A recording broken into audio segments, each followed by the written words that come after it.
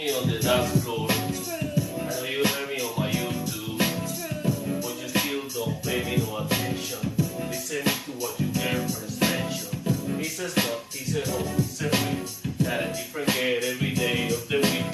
He's trying to put a rush on me. I gotta let you know that I got some cool for you.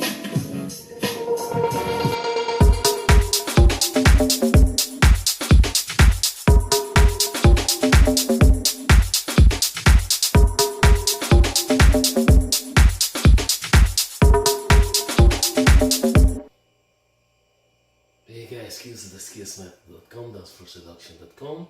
As always, big shout out to all the fuckboys, hustlers, busters, players, pimps, puas, naturals, gigolos, mac, playboys, fuck it, everybody.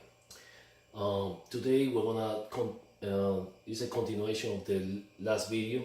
If you haven't watched the last video, I really encourage you guys to watch it. In the last video, I cover, in my opinion, what is the difference between being aesthetically good looking, which is possessing the right genes, the right bone structure, the right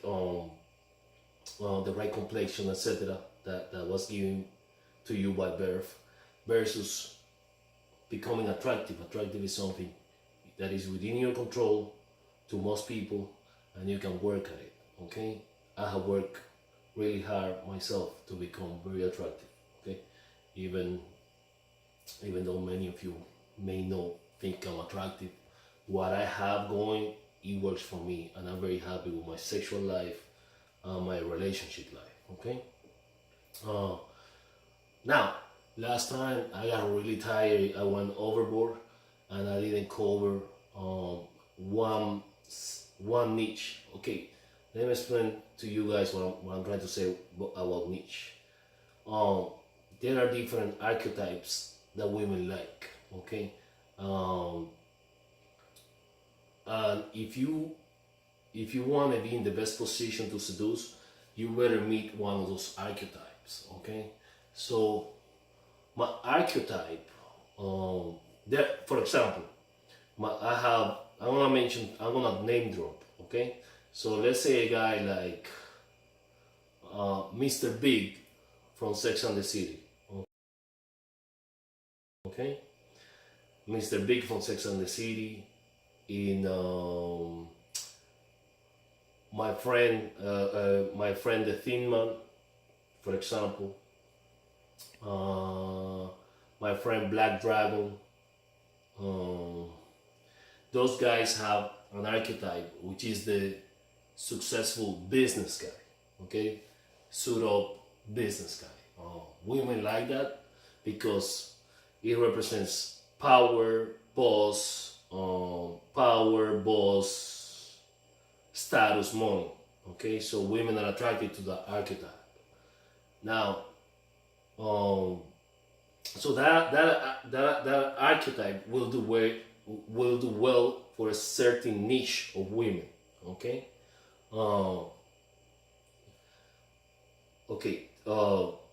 There is another archetype. For example, the rocker, the rocker, the hipster, the rocker, the hipster. Those guys, they will do good for another certain niche of women. Okay. I have friends like that. Like for example, there was a seducer. He used to be a seducer. He used to be good. Now he went cuckoo. Right? Adam Sleazy from the community. He represents the hipster type. Russell Brand. Russell Brand has slept with over 800 women. He's like the hipster, like the rocker type. I have a friend named not a friend, somebody I know called Bacchus. He's a seducer, on the ground seducer. So there was a Newman. I had a friend Newman in the underground forums. He was a drummer. No, he was a bass player, but he had a drummer that was very successful, and he wasn't even good looking. He was a lanky guy, well, he did good. Why? Because that niche, that stereotype. Then there is the feminine soft stereotype. One of the best seducers, Stevie Star, he's a little bit feminine, he does very well. So because like some people think, oh, he's not you have to be masculine. No, you don't have to be masculine. He does pretty good. So there are the prep, the surfer. There is a seducer named Cause of Success, Cosi. He's like a surfer, skater, prototype. He does very well. So everything has niche. Everything you can maximize and develop a look. Like a lot of people give shit to Mystery, but Mystery, he was trying to niche, to be a rock star, to be like back in those days. There was the goth movement, which they dress all black and all that stuff. So he was trying to come across as eccentric rock star. Okay, the thing is that his students were trying to be like him, and they look uncalibrated. So that's what happened. Now, so let me tell you about all these things I'm telling you is because my niche, for me, what works for me is what I try to portray is like the masculine, the masculine type, okay, and I'm gonna go into it because my style, the masculine, the robust type, it does well for one night stands, for DTF women, okay, and I'm gonna go into that on the why and how, and I'm gonna talk about the Colez Masculinity Theory, because even though it's some trolling shit, some bullshit made out for fun, it has some validity to it, okay. Before I talk that, I want to talk about my involvement with the anti-seduction community and how it happened and all those things, okay. So you can get a sense of the history of the Colez Masculinity Theory. Okay, so what happened was that back in the days, there were everybody was making a lot of money marketing seduction, okay, and they were exaggerating claims like, okay, you say this, you say that, you can get supermodels, buy my program and speak these lines, and you'll get these super Victoria's Secret models any girl, no matter how you look, no matter who you are, no matter if you have no money. So what happened was that a lot of guys spent a lot of money, went to boot camps, studied, learned a lot of things, and then they weren't getting results. And they were trying hard. So little by little, they started saying they were spending thousands of dollars, so they got discouraged, okay? So they were like, this is some bullshit, I did everything they told me, I learned everything, and I'm not getting laid. And the reason is because, as I said in the last video, they were very unattractive.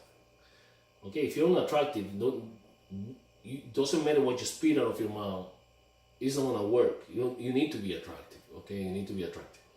So what happened was that all those people that were disappointed with the seduction community, after trying, after spending a lot of money, after doing everything that was that they were told to do, they all got together and form a community, okay?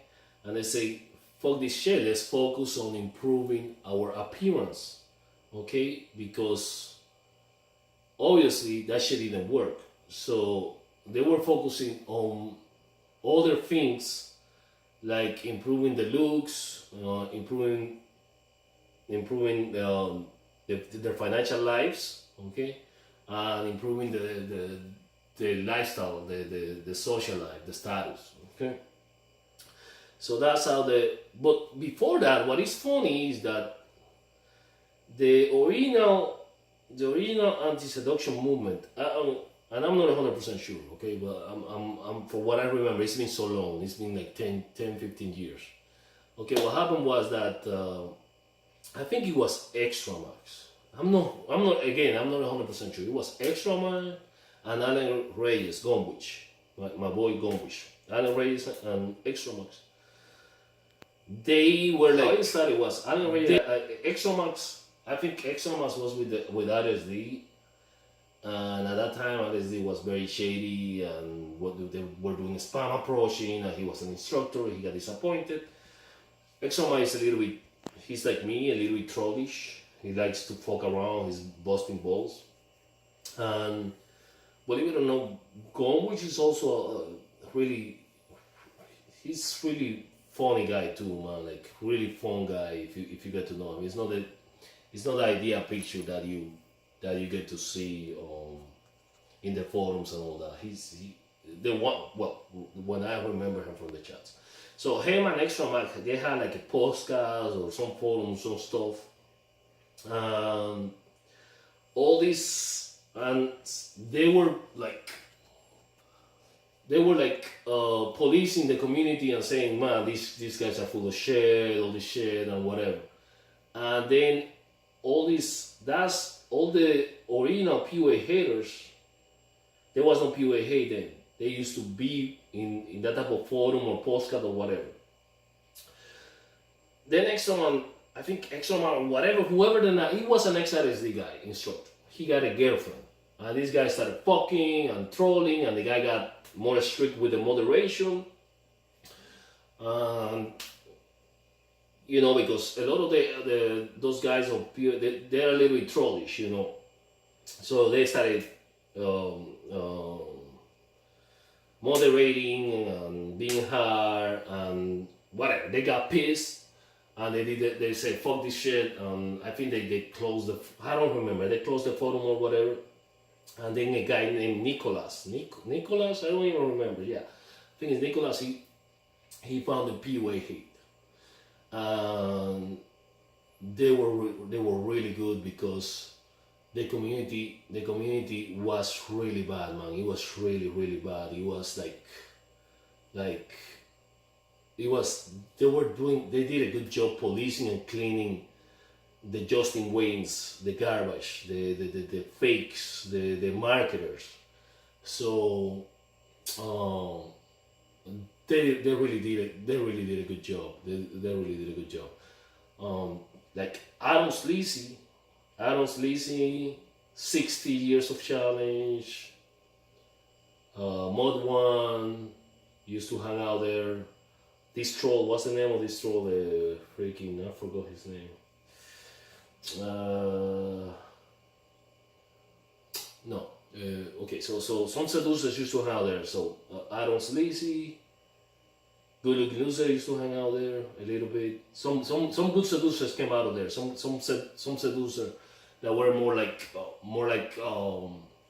a screening game came out of there. Like again, Adam Sleazy, Good Looking Loser, Mod One used to hang out there.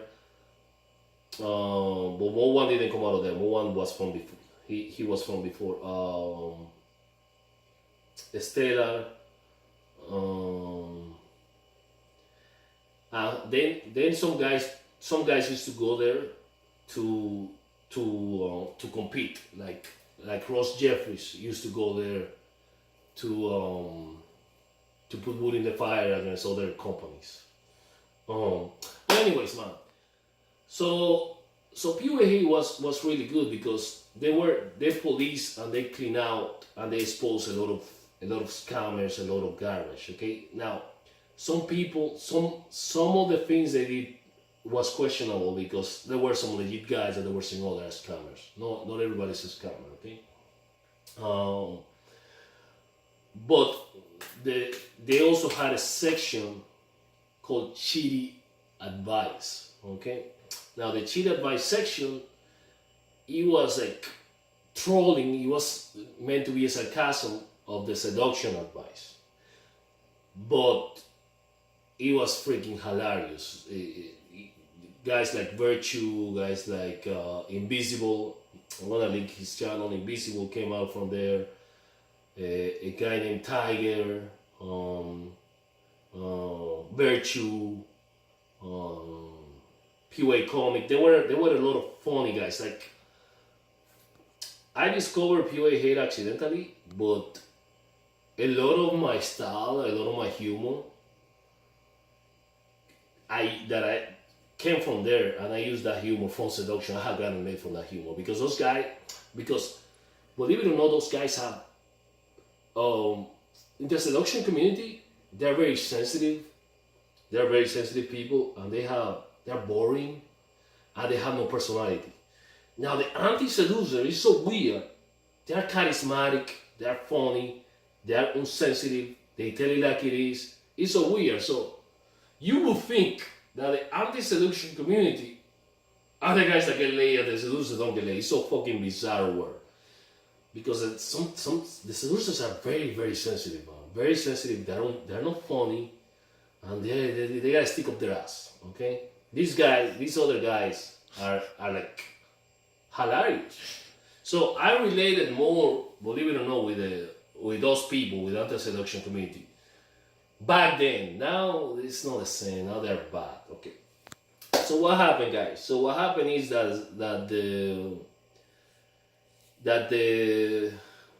some guys from the bodybuilding community, from the missers, the trolls from the bodybuilding community that got kicked out of the forums, started coming to PUA hate.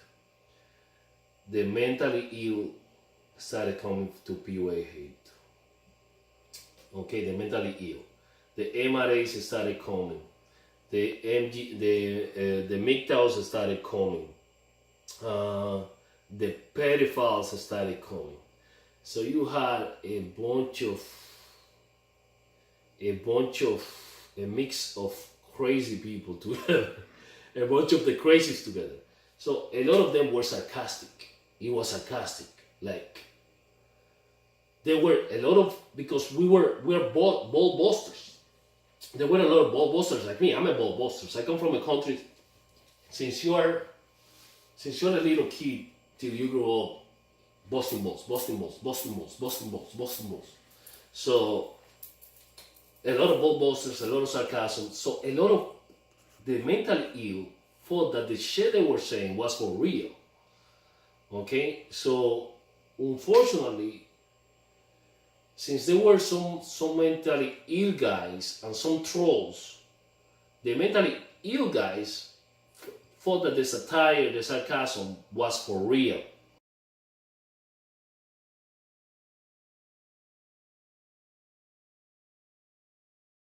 And they went out and did acts that, for example, that guy mentally ill, Rogers, whatever, the guy that went shooting in California or something like that. One of the shooters came out of that, and then Nicola said, "Fuck this shit. There's too many crazy people," and he closed down the forum, and then they formed another forum called Slut Hate, but it was horrible. It was too many sub forums. The name Slut Hate, what the hell is that, and all that. So they all closed that shit down, and they all went to Lukism. And Lukism.net is a little better, but all the old schooler, the original funny guys, the original look maxers are gone. So now it's like bodybuilders and crazy people, whatever. But it's still good if you want to become very aesthetic, if you want to improve your looks. It's the best source of information, okay? Again, I hang out there, and I'm part of the masculinity crew. So, okay. So what happened was that so what I'm to say, I'm sorry for the rambling. Why I'm telling you this? Because what happened is that since they focused on aesthetics, they were focusing on becoming beautiful, like male models, like those tiny skinny male models, and they were all of them. They were pushing to become like that. So this guy named Colez came around and said, "Dude, all these twink, skinny, anorexic, feminine-looking male models, women are not attracted to that. Women are attracted to masculine, robust, big frame guys." And that's when he developed these theories, which is the Colez Masculinity Theory, which is I'm part of the crew. The crew is just for fun. We have a crew. I'm gonna post.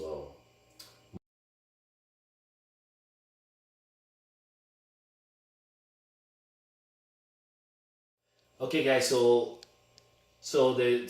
They were focusing on being the original puahaters that were trying to look max. They were focusing. The thing is, a lot of those guys are crazy in the head, and they were a little bit pedo. Okay, so they were attracted to young girls between 14, between 12 and 18 and shit like that. Crazy guys. Okay, so yes, so they're right. Those girls like pretty boys like Justin Bieber and twinkie looking models. Okay, that's true. However, Colez said, "Fuck this shit." Okay, fuck this shit. He said women like attractiveness revolves around being a masculine, robust, big frame, looking guy.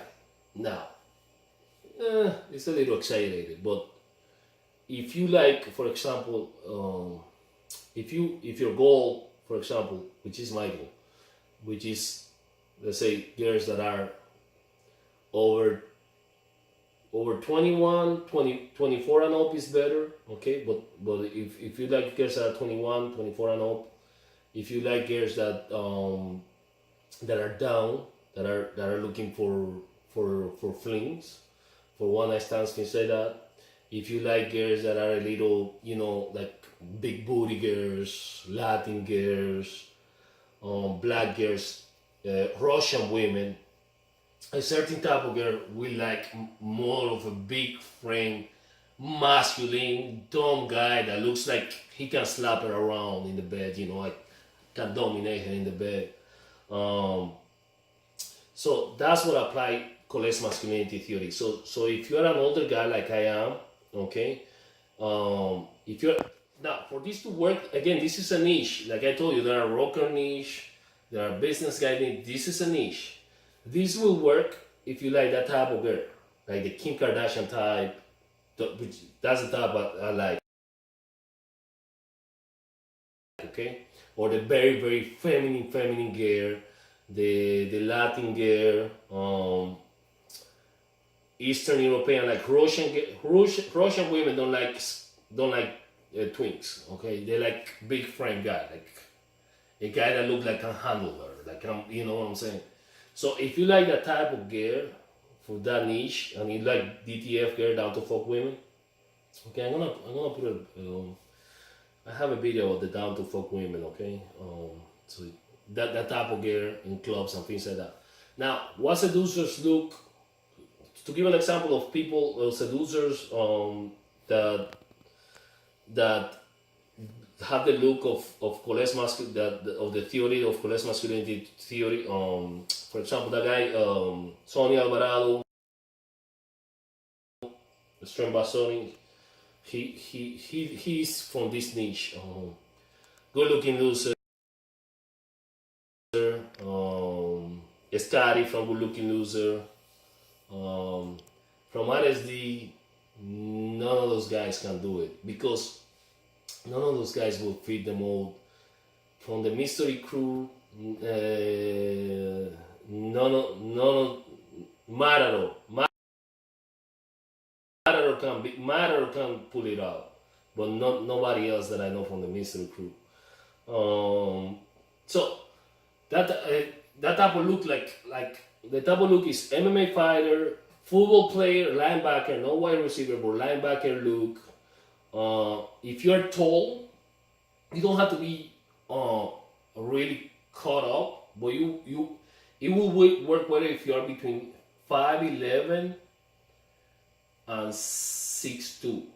Okay, it will work better if you're. I'm 6'1". So if you're between 5'11" and 6'2", it will work better if you have a big frame. You don't have to be ripped, but you have to have some muscle, or even if you don't have muscle, you have to be big, like a little big, okay?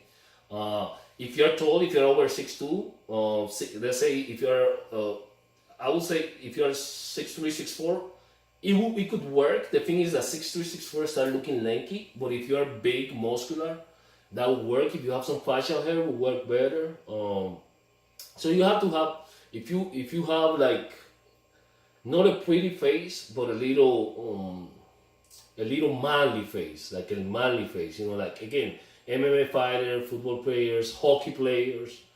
So for those guys, the theory will, or the masculinity theory will work better.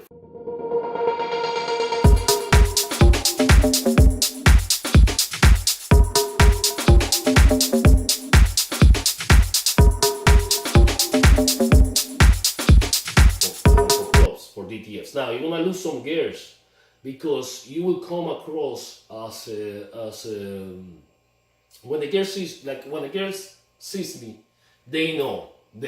Okay, this guy is a seducer. He's a player. Right away. So I get upset when in the forums or there is a guy, Charisma King, whatever. He was talking like, oh, listen, look, it is a fake. I tried his game, it didn't work for me. Of course, it didn't work for him because I like his channel. I'm subscribed and everything. He's a good player, but he's a twink. Of course, it's not gonna work for him because with this type of game, you can be more aggressive, more direct. Okay, you can get away with more things. Now you're gonna lose a lot of more gears because if the gears know, okay, these guys for one stats, they will know. But if the gear is down, you can get away more with more aggressiveness, with more direct game, okay, with more screening game, okay. It wouldn't work. A lot of guys say, oh, screening doesn't work. Of course, because look how you look. With you, if you try to do what we do, if I do it, it will work for me. If Sonny does it, it will work for him. If good-looking loser does it, it will work. If Scotty does it, it will work for him. But if you do it, it won't work for you because your niche, your look, your game is tailored for, is not congruent with this type. Most women chose one of these two guys here as their future husband. But when looking for a one-night stand, they tended to go for this guy here. And there's a good scientific reason for their choice. Why do you find these guys attractive? I like the cheekbones and the jaw. It's definitely like the strong jawline. The stubble, the eyes, The jaw. Yeah. High cheekbones. he's got a little bit darker eyes. Women find these things attractive because they're all signs of high testosterone, which means that the man is healthy and strong.